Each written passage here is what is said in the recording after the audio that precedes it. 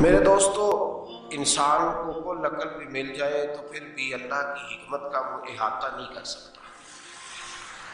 رب کریم کو زیادہ پتہ ہے کہ ہمارے لیے کون سی چیز بہتر ہے اور کون سی چیز ہمارے لیے نقصان کا باعث ہے۔ اللہ تبارک و تعالیٰ کی حکمت یہ چاہتی ہے کہ میرے بندے پریشان نہ ہوں۔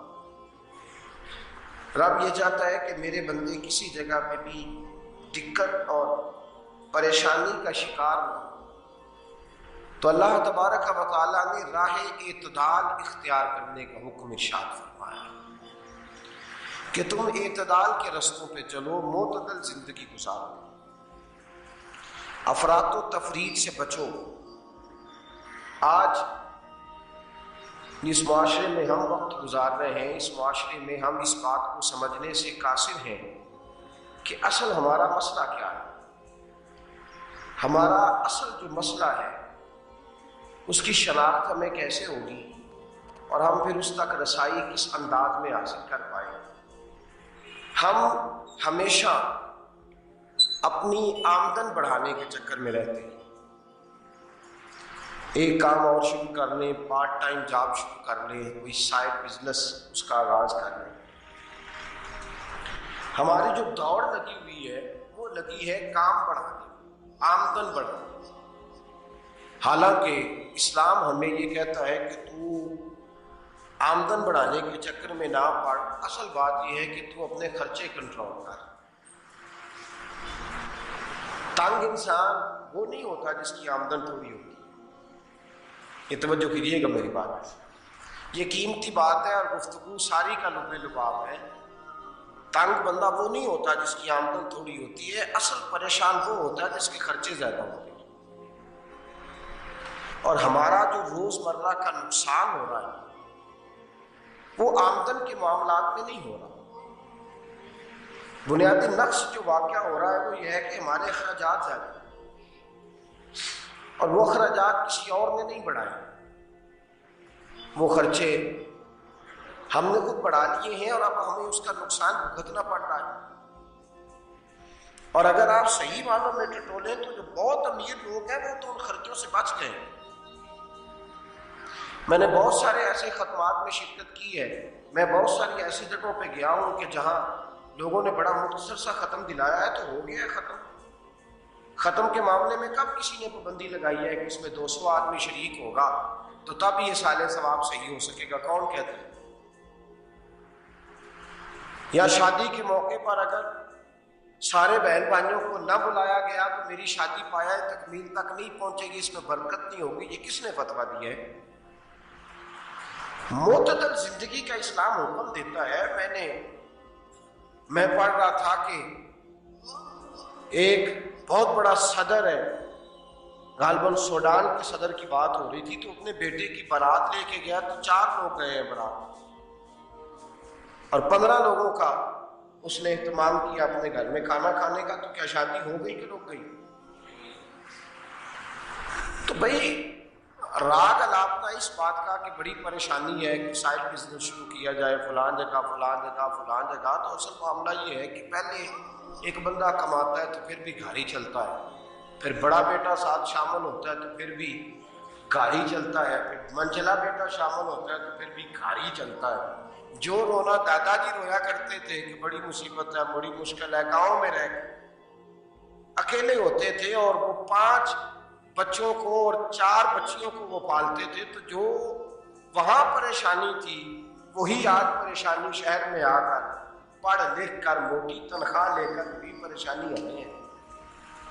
تو میں جس نتیجے پہ پہنچا ہوں اس کو پڑھ کے، قرآن مجید کی چند آیات کو دیکھ کر اور اس مفہوم کی جو حدیثیں کتب احادیث میں پائی جاتی ہیں اور ہمارے بزرگوں نے ہمیں جو مزاج اس حوالے سے دیا ہے، میں اس نتیجے پہ پہنچا ہوں کہ مسئلہ آمدن کا نہیں، مسئلہ خرچے کا۔ ہمارے خرچے بنیادی طور پر ہیں، اور اگر پھر ہم زیادہ بوجھ خواتین پہ ڈالتے ہیں کہ وہ مطالبے زیادہ کرتی ہیں، اور اگر آپ مجھ سے پوچھیں تو خواتین کی بھی اگر کسی جگہ کوئی عادت خراب ہوتی ہے تو اس میں اصل کردار اس کا ہوتا ہے جب وہ عادت خراب تو کیوں اپنے گلے سے اتار کے آپ کسی کے گلے میں بات ڈالنے کے چکر میں ہیں؟ وہ خواتین کی طبیعت نہیں ایسی ہے. اصل بات یہ ہے کہ ہم نے عادت ڈالی ہے، ہم نے یہ مزاج ان کو دیا تو ان کا بنا ہے، نہ کیسے بن سکتا.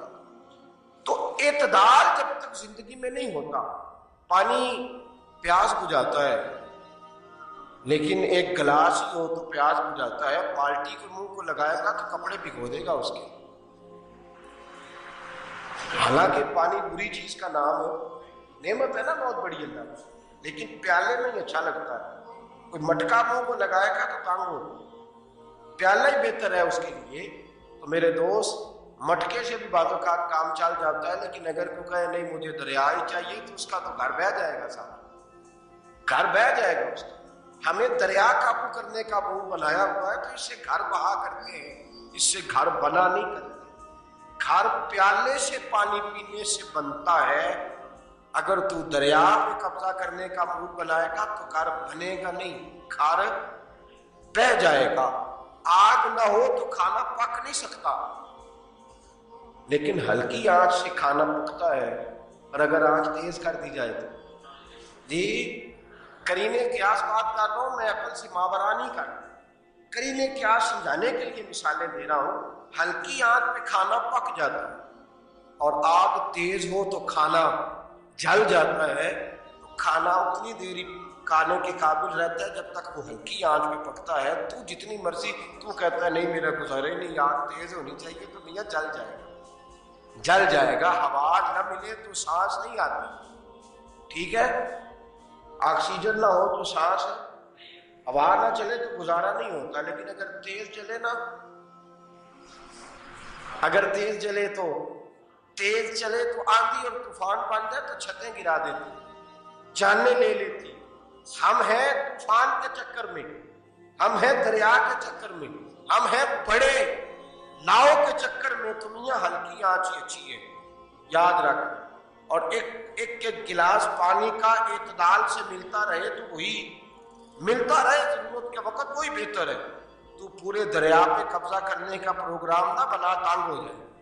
اور میرے عزیز یاد رکھ، ہوا سانس لینے کے مطابق ملے تو وہی اچھی ہے، جو سانس بند کرنے پہ آ جائے وہ ہوا اچھی. ہم نے چکر چلا دیا ہے کہ زیادہ پیسہ، راتوں رات پیسہ، لمبا پیسہ، یہ پلاٹ بھی میرا، وہ پلاٹ بھی میرا، گجرانوالہ بھی، گجرات بھی، لالا موسیٰ کھاری اور پنڈی تک جہاں میں جاؤں میرے نام کی تختیاں لگی ہوئی ہونی چاہیے. اسلام منع